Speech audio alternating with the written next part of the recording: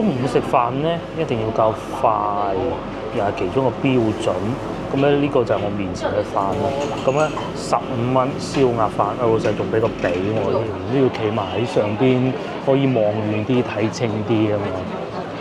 咁啊呢度咧就係左邊嗰個手扶 lift 啦，哇，超誇張，超誇張！終於蒸好啦，蒸好之後就係咁嘅。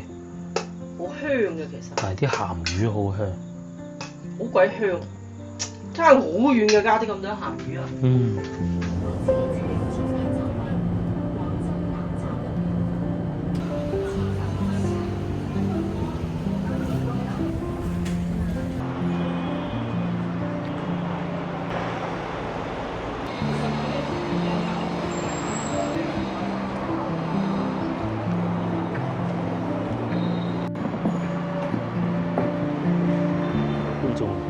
而家係中午11點，我所在位置江南西。咁今日咧，我嚟食午餐嘅。咁啊，之前咧亦都喺好多地方睇過佢哋啲打工仔咧係食咩㗎啦。咁今集影片咧就想帶大家睇下廣州嗰啲打工仔啊，中午係食咩嘅。咁啊，之前我哋睇過深圳㗎啦，當時係夜晚黑啊，佢哋係食豬腳飯嘅。咁啊，香港嘅咧主要食係兩餸飯嘅。咁啊，究竟廣州嘅又係食乜嘢咧？今集同大家開估，南西係廣州其中一個比較有趣嘅地方。喺一啲比較舊嘅商圈裏邊咧，佢既會有寫字樓，亦都會有遊客區。好似咁樣嘅咧，天河係其中一個。咁啊，琶洲嗰啲就不講啦，嗰啲冇乜遊客嘅啫。北京路唔算嘅。然之後上下九其實都冇乜寫字樓嘅啫，所以呢度咧就會出現好多咩咧？碟頭飯啊，又或者燒臘飯啊咁樣嘅，就小食方面咧就相比上下九會少好多咯。而喺對面街我哋會見到有文記煲仔飯啦，咁打工仔會唔會揀佢咧？其實會少啲嘅，點解咧？因為打工仔好多時候慳錢係一回事，另外一個咧係要快，煲仔飯咧要等好耐。喺主幹道上邊咧，咁啊好多都係遊客嘅餐廳，嗰啲什麼韓國烤肉，冇理由打工仔會食嗰啲嘅。我就會入翻去裏邊居民樓下邊咧，就最多打工仔去食飯嘅地方㗎啦。仲有件事情咧，就係因為我係特登早啲嚟嘅，而家係11點05分。咁如果去到12點嘅話咧，阻住個地球轉，其實就不是太好嘅。咁啊前邊咧，我去前面嗰間。其實如果翻到嚟呢度要食啲平飯快飯咧，一定係紫金食坊㗎啦。冇錯，就係呢度，佢哋仲未夠鐘開始將啲台擺出去樹底呢度啊。咁唔會太熱㗎喎，其實幾好㗎。有機會大家翻嚟試下坐喺樹底，好似喺香港嗰啲冬菇亭咁樣食咯。係啊，呢度最出名食咩就係食燒鵝啦。我食咗先啦。咁佢哋呢度最出名嘅就梗係叉燒啊、燒鵝飯啊，23蚊咋。咁另外仲有燒鴨髀、鵝髀都有嘅。咁鵝髀我唔好啦嚇。如果作為一個平嘅話咧，就食叉燒飯啦，又或者燒鴨飯咯。如果係今日阿老闆心情靚啲嘅咧，即係翻工嗰度個老闆啊，唔係呢度個老闆，就梗係食燒鵝飯啦。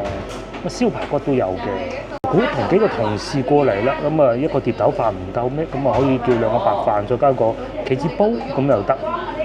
我仲有汽水啦，2蚊支。又或者仲有好多小炒㗎，呢小炒最好咧，一路食住咧就一路講下同事嗰啲是非啊，又或者阿老闆啊嗰啲醜事啦咁咯。中午食飯咧一定要夠快，又係其中個標準。咁咧呢個就係我面前嘅飯啦。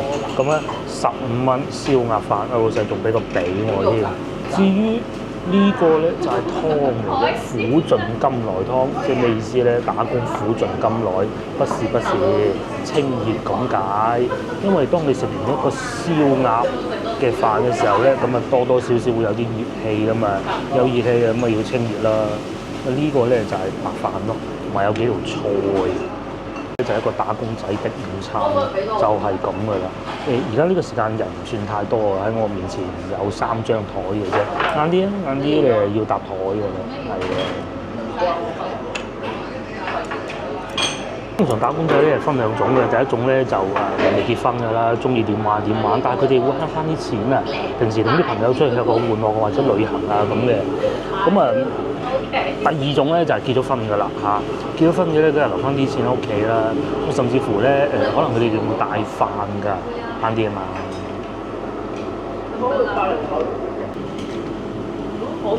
個燒鴨都幾好喎。呢啲低配版嘅燒鵝好啊！打工仔食呢啲嘢，日日食燒鵝咩？既要夠營養，又唔好難食，價錢又要平，同埋又要有冷氣喎，上菜又快，呢啲都係天下打工仔要有嘅嘢嚟嘅。咁同埋仲有事情咧，就係廣州咧就唔同香港，香港咧中午咧放飯時間少啲嘅，但我哋呢邊咧放飯時間咧就會長啲。所以咧，餐廳好多時候啊，唔會有太多話買翻去公司食啊咁嘅情況嘅，相對會少啲。咁但係當然咧，隨住外賣越嚟越多咧，其實都有嘅，比以往係要多。條菜咧好流，呢個飯幾好。如果你唔連湯都係15蚊嘅，係咪好抵食咧？嗱，我假設唔要湯，因為咧湯咧，如果係未結婚啊有時候阿媽會煲噶嘛，媽媽煲咗湯之後咧，就唔一定飲湯嘅，淨係叫飯或者加個最多加支汽水2蚊，咁你一日17蚊一個中午飯，咁其實都一個月咧，如果翻20日工嘅話咧，340蚊嘅。又食得飽，平時慳翻啲錢做咩咧？又可以吃個玩樂咧。我繼續食埋先。至於個湯咧，需要少少時間。當食完飯之後咧，就可以飲湯。咁個湯咧就清熱嘅，苦瓜啦，仲連銀應該啦，仲有蠔豉嘅，同埋黃豆，不過我撈唔到個蠔豉喺邊咯。湯咧係好甘嘅，佢又唔會話死咁落嗰啲苦瓜，佢要落翻啲瘦肉咧中和翻佢嘅。如果唔係咧太寒涼就唔得㗎。呢啲廣州人嘅煲湯咧就係咁嘅啦，即係佢追求呢一種平衡嘅。而且大家記住幾錢啦？15蚊嘅。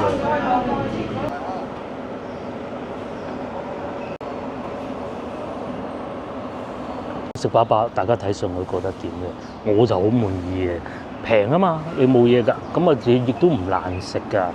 湯可飲可唔飲，咁啊剩低啲錢，梗係去飲杯檸檬茶或奶茶好過啦。仲有坐喺戶外啦，已經開始。南西呢度咧就都幾好生活嘅，譬如話你可以去飲奶茶啦，呢度係好多奶茶店嘅。咁啲後生嘅咧。踩住部電雞咁啊，可以行遠啲又得啦，又或者係同幾個同事咁啊食個飯又得啦。所以咧有好多店家賣奶茶呢啲啊應運而生，第2杯半價，無非就係想多啲人嚟叫埋個朋友嗰個第2杯半價咁啊食支煙仔啦，玩下手機啦，玩下手提電話 game 啦，嗰啲咩王者榮耀嗰啲咁咯。我呢度仲開埋呢個添，正如先頭所講，呢度咧除咗寫字樓咧，其實咧仲係一個商業區嚟嘅。譬如前邊呢一個維園飯堂，咁啊喺順德開過嚟嘅，咁啊食下嗰啲蛋撻啊嗰啲咯。咁打工仔咧就不是太喜歡嘅，因為都唔平嘅。頸口通幾廿蚊咁啊！咁你同先頭嗰啲比咧，就係有啲差距嘅。之外仲可以貴啲，咁啊食一個餐吧啦，即係嗰啲西餐啦、快餐啦，什麼意粉啊、漢堡包啊咁啊。不過咧呢個好似未搞好裝修，遲啲先咧。時段38蚊喎，有啲咩食啊？雞扒飯咖喱雞焗飯、咖喱豬扒飯，仲配埋嘢飲添，38蚊6。咁供應時間係11點到2點嘅，剛剛就係中午飯時間啦。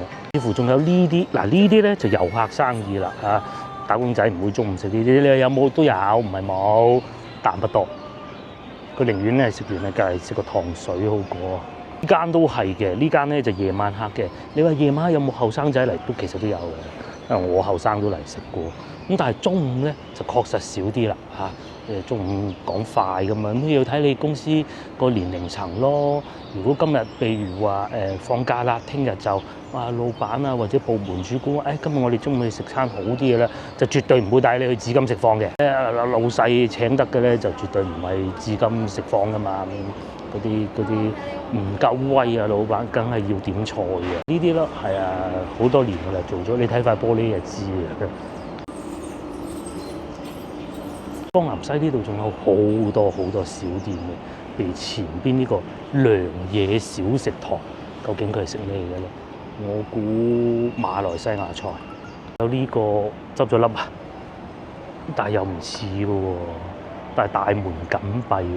個係良野菜印尼炒飯，東南亞風味，椰絲糯米飯、酸湯魚同辣沙。咁啊，暫時未有客喺裏邊，可能都係遊客生意。仲有呢個，嗱呢個咧，你唔好睇佢咁樣，其實佢都做埋碟頭飯㗎。咁我中午有，我先係考慮過嚟呢一間嘅，價錢就係咁啦。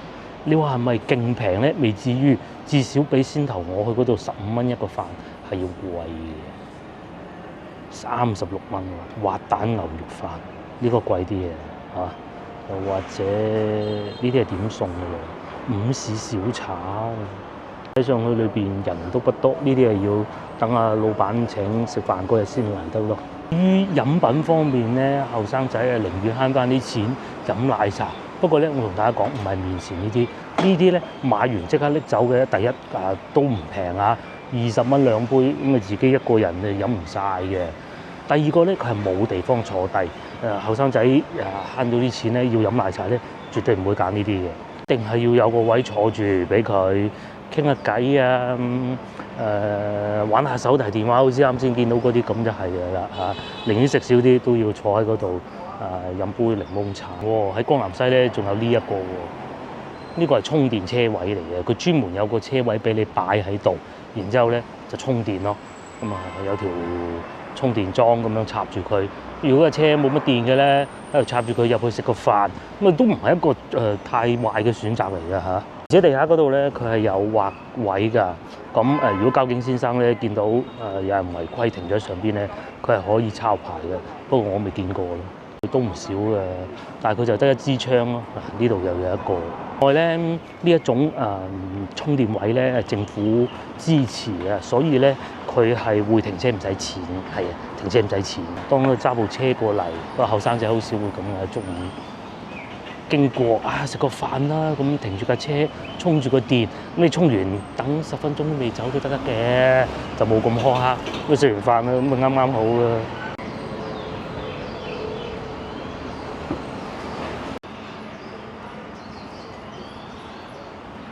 之外仲有好多嘢食，呢度紫金食坊，前邊仲有腸粉㗎啦，同埋龍仔蒸飯啦。不過如果講到呢一幾間餐廳裏邊最火爆，肯定就係紫金食坊㗎啦。面前呢啲就係先頭所講嗰啲奶茶店啊，呢個睇上去咧就以飲咖啡為主嘅，咁咖啡其實都得㗎嚇。坐喺門口咁啊，可惜咧呢幾日啊天氣熱咗好多啊！今日咧好似夏天一樣，所以冇咩人坐喺外邊，梗係就貪裏邊有冷氣好啦。江南西呢度咧仲有好多呢種電梯啊，加裝咗電梯嘅舊屋啊。呢種加裝電梯嘅舊屋佢係咁嘅，咁啱嚟到呢度同大家講下啦。因為啲舊屋咧冇電梯咧，啲老人家上落唔方便。其一，其二。太舊啦，要翻新下。咁但係好多時候咧，住低層嘅用戶肯定係唔係好中意噶嘛。咁慢慢咧，就好難推薦得到，咁啊街道咧就會協助去溝通啦。另外仲有，如果係合乎標準嘅話咧，仲會補貼15萬人民幣一個電梯。以前呢啲電梯咧都係喺呢度加裝上去嘅，咁大概100萬到啦。咁啊政府補貼15萬。如果你譬如話9層樓咁啊，一梯有4戶咁，或者3戶。咁啊3、9啊27，咁啊1樓2樓就唔使夾錢嘅，咁啊圍到大概可能20到25戶左右咯。咁如果你一戶使到5萬蚊咧，咁啊好似有啲多。但係如果再補貼15萬，即係少咗15%，去到3萬5蚊到，有冇計錯數啊？嗱，差唔多啦嚇。咁其實都制得過㗎。龍西呢度咧，除咗去到天河以外，亦都係其中一個咧。好多呢種舊屋啊嘅地方嚟嘅，咁但係咧就活化得幾好嘅，有好多烘焙店啦，或者蛋糕店，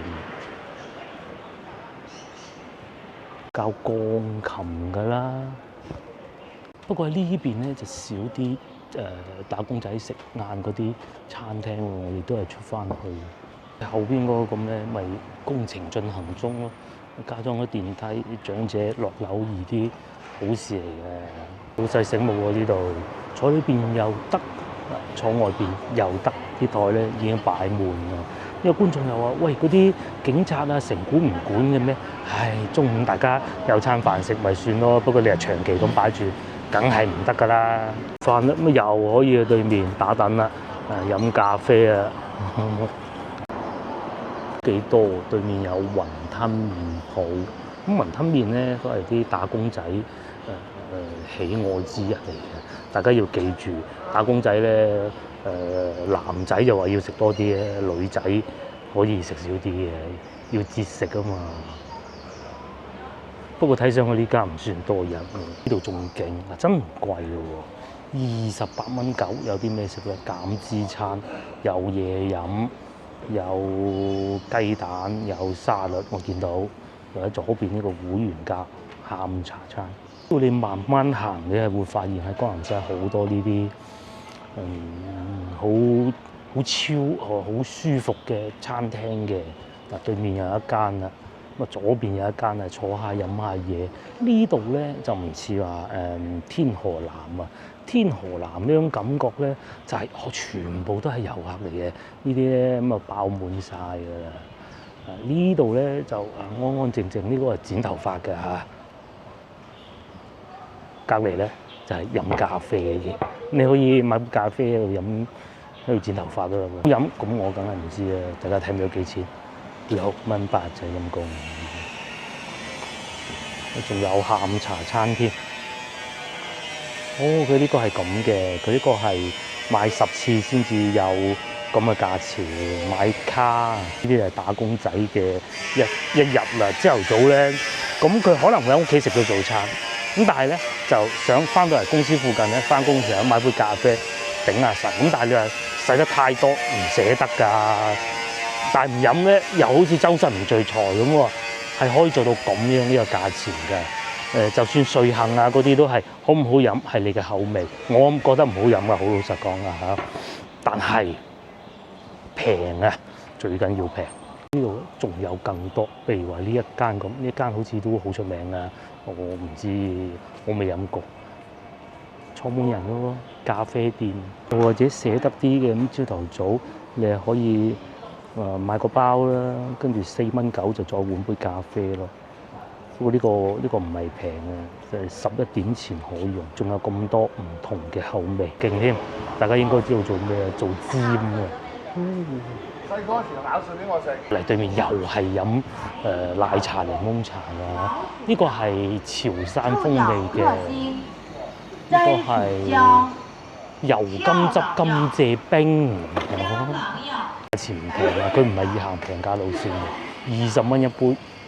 咧就有呢啲嘢飲嘅，譬如話甘蔗汁啦，12蚊，大杯15蚊，油甘汁20蚊，黃皮20蚊，哇都唔平啊嚇！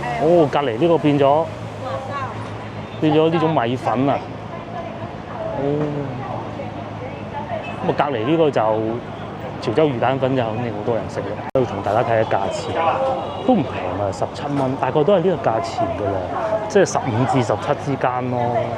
招牌五彩魚蛋粉17，細份嚟嘅，不過其實細份都唔細嘅，我同大家講。咁啊貴嘅大份都係20咯，酸菜魚就應該唔會。哦，仲有面前呢一棟樓咧，如果講係江南西開始旺咧，就從呢棟樓開始㗎。咁係應該叫南油大廈嘅旁邊呢個啦。咁佢裏邊咧又有冰室啦，即係港式茶餐廳啦，2間添，都幾火爆嘅。咁但係而家咧佢哋就升級改造喎，咁啊唔知會搞到幾時啦嚇？就係面前呢一個。咁我哋咧就過嚟對面嘅富力海珠城上去睇下，有冇打工仔嚟呢度食咧？好老實講，我認為即係如果係想使多少少錢嘅，我反而更願意揀翻富力海珠城上邊嗰啲餐廳咯。究竟係咪咁咧？上去睇下知。我哋點樣辨別佢係打工仔咧？有幾個特徵嘅。首先佢係唔會拎住好多嘢，佢可能淨係拎住個手提電話嘅啫。可能有啲紙巾啊咁嘅咯。咁啊，但係如果係遊客嘅咧，最起碼孭個背包啊。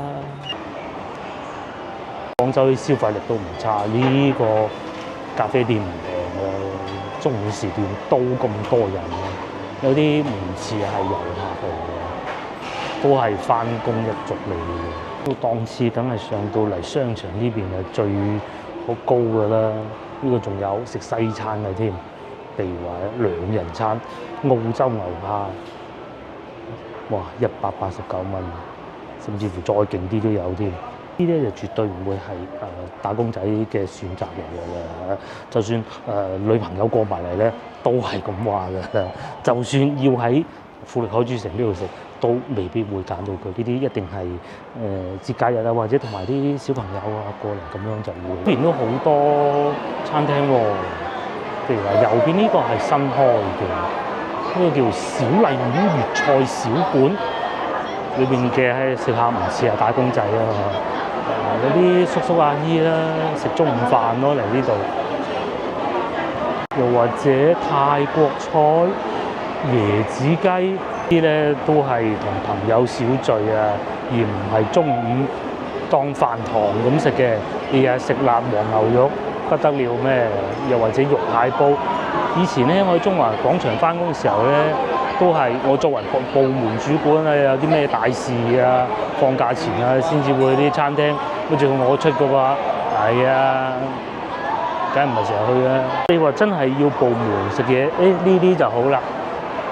點心喎，食魚38蚊啊，成個部門嚟食啊，梗係開心啦。又或者係食點心啦。中午時段，中午時段唔打折啊，真係識做生意啊！不過睇上去應該都唔貴。喺商場裏邊有咁嘅環境，有咁嘅入座率都算可以。呢啲咧就係商場裏邊啊打工仔會食嘅餐廳啊。你話貴到受不了咩？又唔係，但係夠飽，坐得舒服啲。譬如好似啲咁肉夾饃15蚊啫嘛，即係你未至於話完全食唔到，接受不了。中午食個飯100幾蚊，講話咩？又或者嗱嗰個麵啊嚇37蚊一碗。都仲係可以接受嘅範圍裏邊咯。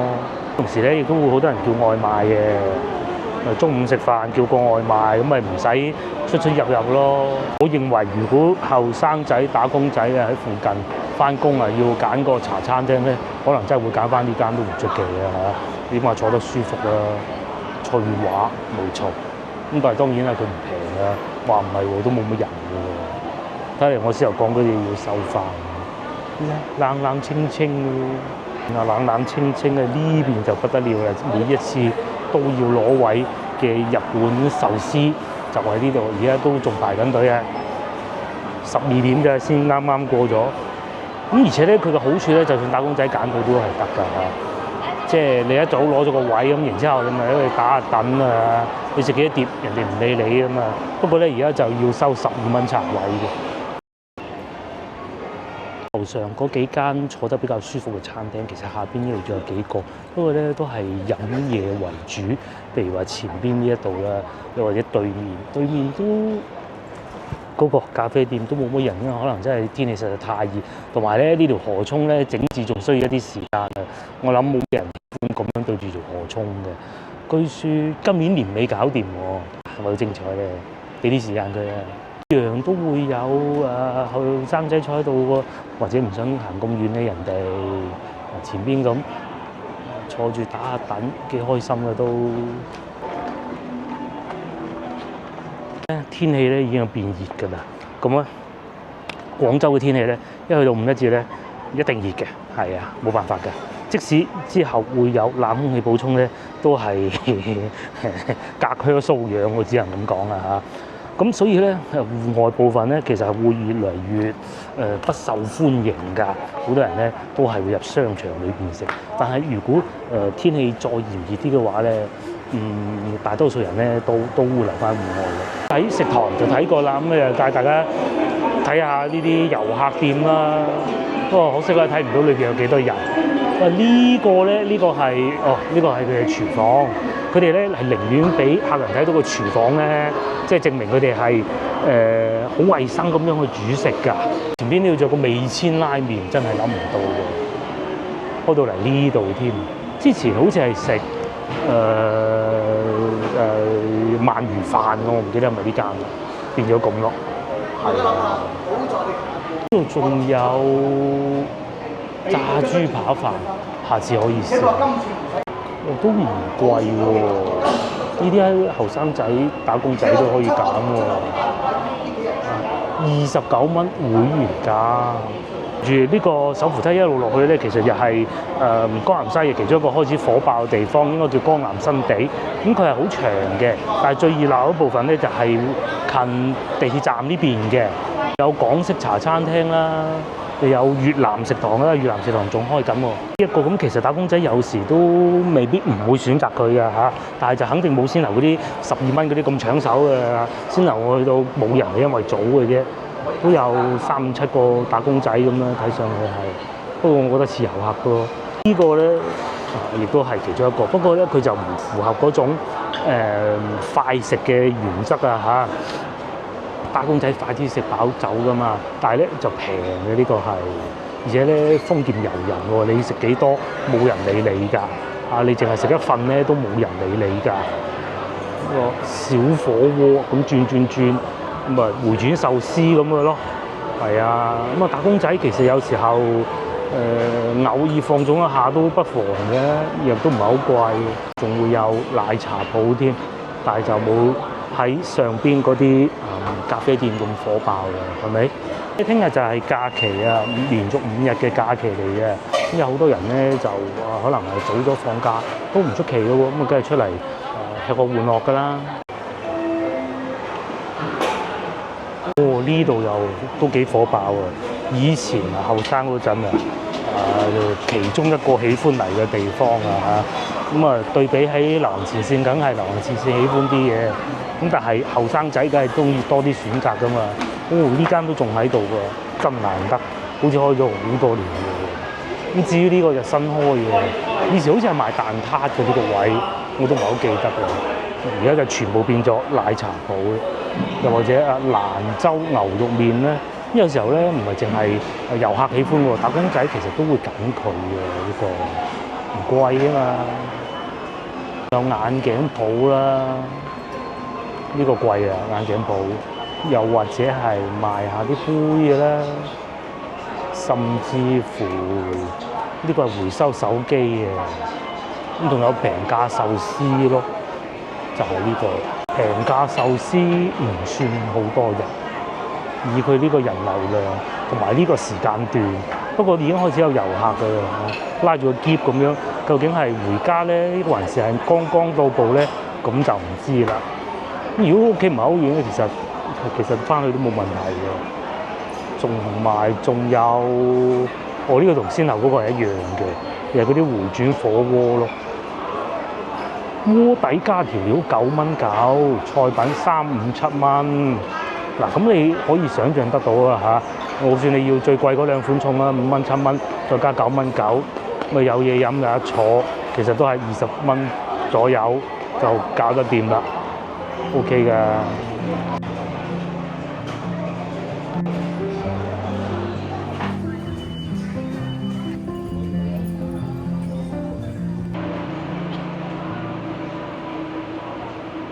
而家係差唔多6點半，又嚟到收工時間。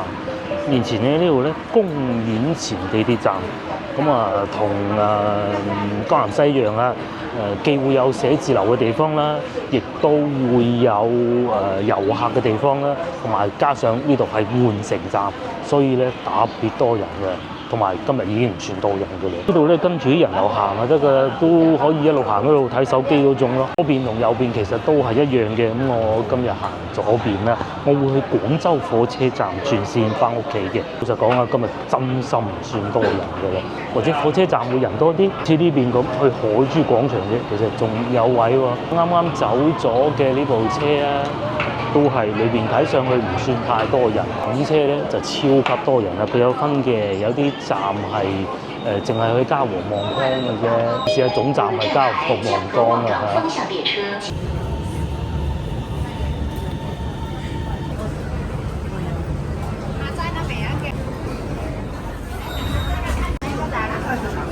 嚟到廣州火車站啊，呢個站就誇張啦！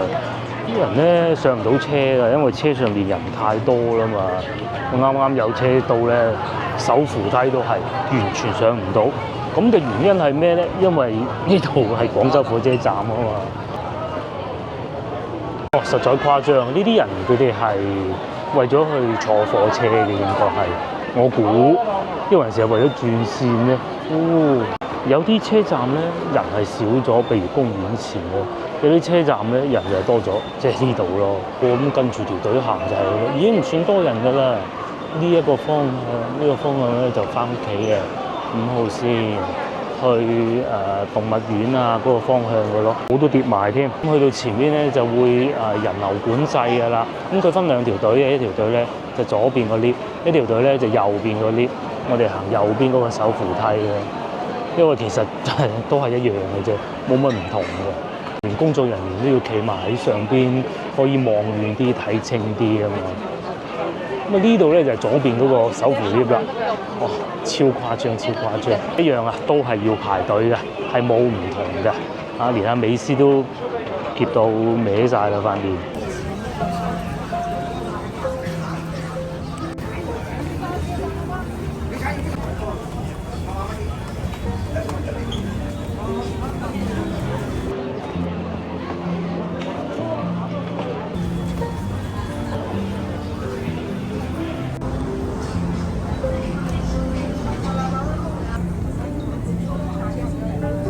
月台啦，咁大家見到個滘口方向嚟嘅人咧係會多啲㗎。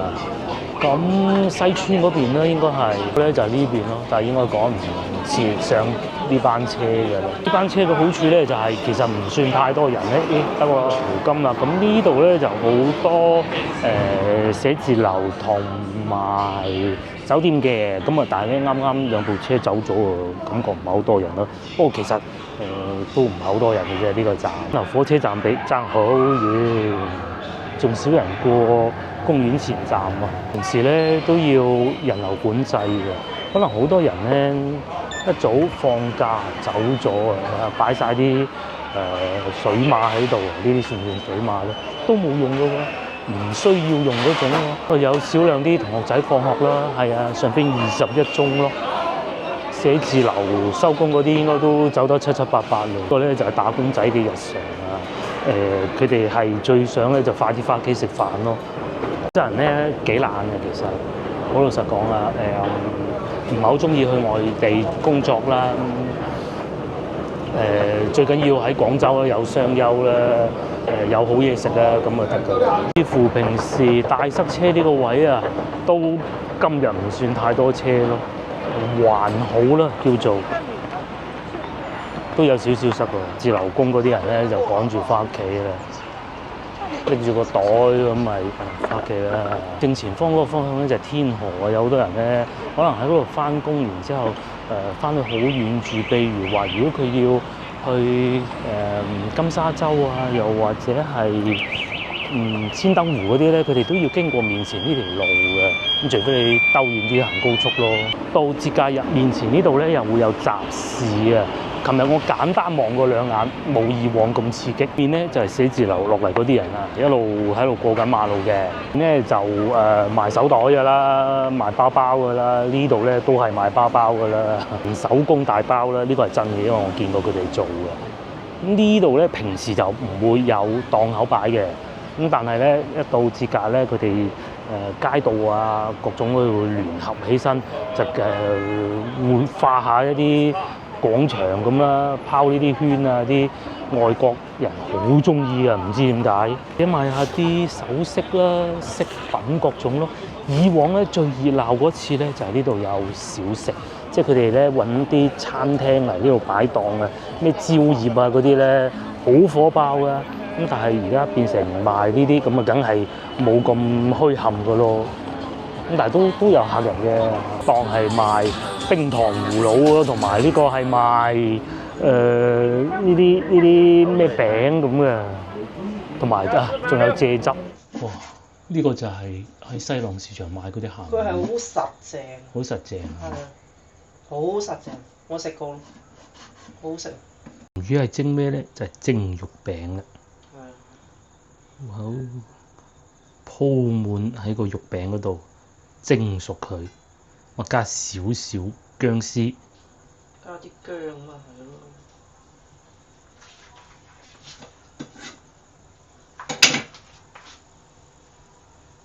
呢啲咧就係家常菜啦，就唔使咁講究味型嘅。蒸好啦，但係縮水喎，老婆話。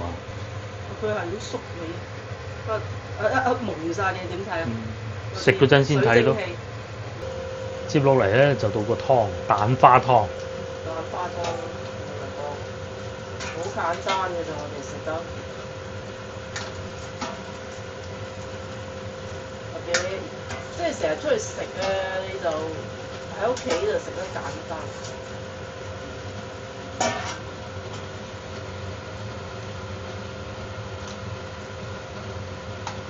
超簡單，咁買個湯